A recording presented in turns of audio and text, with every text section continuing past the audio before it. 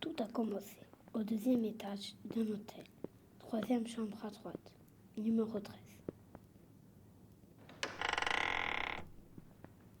Cette pièce était sinistre. Et pourtant, elle avait au mur une magnifique tapisserie, remplie d'oiseaux blancs posés sur des lianes. Une jeune fille appelée Yarla y résida pendant une semaine.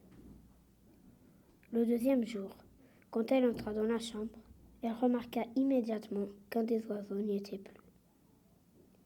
Yarla réfléchit et se demanda si vraiment l'oiseau avait été là ou pas. C'est le lendemain matin que la fillette vit l'aile d'un des oiseaux qui se décollait de la tapisserie. Il essaya de s'échapper. Elle le regarda longuement. Elle vit que le volatile voulait sortir, mais il n'y arrivait pas.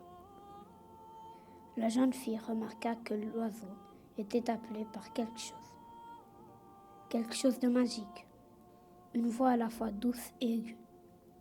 Elle comprit alors que tous les oiseaux de cette chambre venaient du haut de la montagne, comme la voix de la forêt qui les avertissait.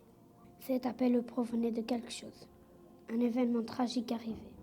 Une éclipse lunaire approchait. Pour tous les oiseaux blancs, une éclipse était toujours très dangereuse. Cela pouvait même amener la mort.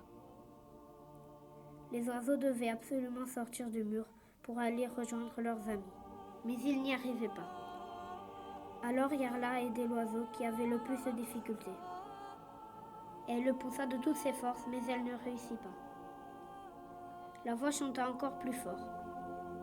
C'est alors qu'une idée lui vint. Yarla imita la voix. Elle vit l'oiseau se décoller petit à petit. Puis il s'envola vers la montagne. Il était suivi par tous les autres oiseaux du papier peint.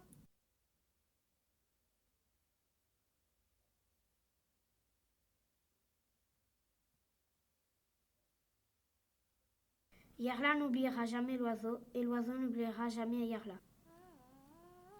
Elle retourna se coucher dans la chambre 13 en fredonnant le chant des oiseaux.